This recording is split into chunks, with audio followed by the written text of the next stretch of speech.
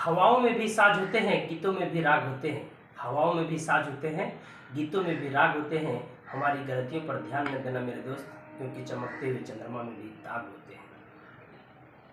आदरणीय मंच पर विराजमान राष्ट्रीय अध्यक्ष, सचिव, कोषाध्यक्ष तथा सम्मानित पूरे भारत से आए अपने सहजातीय भाई एवं बहनों, आज मुझे अपने समाज के लिए दो शब्द रखने का अवसर जो आपने प्रदान किया, इसके लिए मैं हृदय से आपका आभार प्रकट करता हूँ। सर्वप्रथम हम इस मंच से इस सम्मेलन को संचालित कर रहे सभी महानुभावों को तहे दिल से बहुत बहुत बधाई देता हूँ। हम चाहते हैं कि आज इन सब के लिए एक बार जोरदार ताली बजाकर इनके हौसलों को बुलंद करें। अब एक बार हम सब अपने लिए भी ताली बजाएंगे, क्योंकि हम सब अपने निजी कार्य को छोड़कर समय दिए। अब मैं अपना परिचय आप में आज के कार्यक्रम में जोश और जज्बा को बढ़ाते हुए देना चाहता हूँ। जले को आग बुझे को राख कहते हैं, जले को आग बुझे को राख कहते हैं, लोग प्यार से मुझे अमित राज कहते हैं। बचपन में हम गिल्ली डंडा खेला करते थे, बचपन में हम गिल्ली डंडा खेला करते थे, जिसे दुबे अबे कहते हैं। मेरा घर वहाँ है जिसे लोग खरगू चौबे कहते हैं। धान को कूटने पर बनता है चारा जिसे भूसा कहते हैं, धान को कूटने पर बनता है चारा जिसे भूसा कहते हैं। मेरा प्रखंड का नाम वो है जिसे चलपूसा कहते हैं। किसान मजदूरों का कीमती फसल, किसान मजदूरों का कीमती फसल जिसे मुनगा साग कहते हैं। हमारे जिले का नाम वो है जिसे हजारी बाग कहते हैं। सरकार द्वारा आवंटन पैसे को फंड कहते हैं। हमारी हरियाली राज्य है वो जिसे झारखंड कहते हैं। अब मैं इस संगठन को एक राष्ट्रीय फलक पे देखने की आशा रखता हूँ।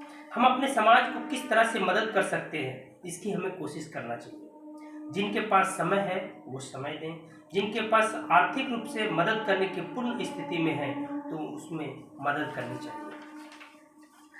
वर्तमान परिस्थिति में हमारे समाज से इंजीनियर, डॉक्टर, वकील, बिजनेसमैन, सिविल सर्विस, इसमें कोई कमी नहीं है, पर एक कमी हमेशा महसूस होती है कि हम अपना प्रतिनिधित्व सरकार के शासन में कहीं नहीं है।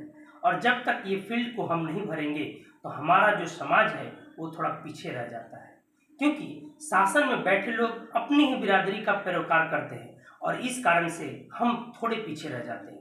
पुलिस प्रशासन भी दबाव में आकर हमारी पूरी तरह मदद नहीं करती। हमें अपने समाज से ऐसे लोगों को चिन्हित कर उन्हें आगामी लोकसभा और विधानसभा में उनकी उम्मीदवारी को सुनिश्चित करके उन्हें विजय दिलाने का काम करेंगे। ऐसे उम्मीदवारों को अपने समाज से हर तरह से मदद करने का पूरा प्रयास होना चाहिए। दूसरी बात है, हम पिछड़े इसलिए भी हैं क्योंकि हम किसी का हाथ खींचने के बजाय टांग खींचने में ज़्यादा ध्यान लगाते हैं। जिस दिन से समाज में ये भावना 70 से 80% लोगों के मन में आ जाए कि हमें यदि हाथ किसी का नहीं खींच पा रहे हैं तो टांग भी ना खींचें, और समाज से 50% लोग भी हाथ से हाथ मिलाकर मदद करने के लिए आगे बढ़े, तो हमारा मोदी बनवाल समाज पूरे भारत में नंबर 1 होगा। तीसरी बात मैं कहना चाहता हूँ कि अपने जो लोकल स्तर पर समाज है वो अपने किसी भी तरह के विवाद को अपने ही समाज में उसका बैठकर हल निकालने का यथासंभव प्रयास करें। दूसरे समाज के लोगों को कोई भी हल में बुलाना नहीं चाहिए, किसी भी हाल में उन्हें बुलाना नहीं चाहिए। चौथी बात, अपने समाज में वैसे लोग जो सफल हो रहे हैं, खासकर युवा वर्ग, तो उन्हें उचित सम्मान दें और समाज में उनकी भूमिका सुनिश्चित करें। उनकी भूमिका क्या है, उनको किस तरह से समाज में वो योगदान दे सकते हैं, इस पर फोकस होना चाहिए।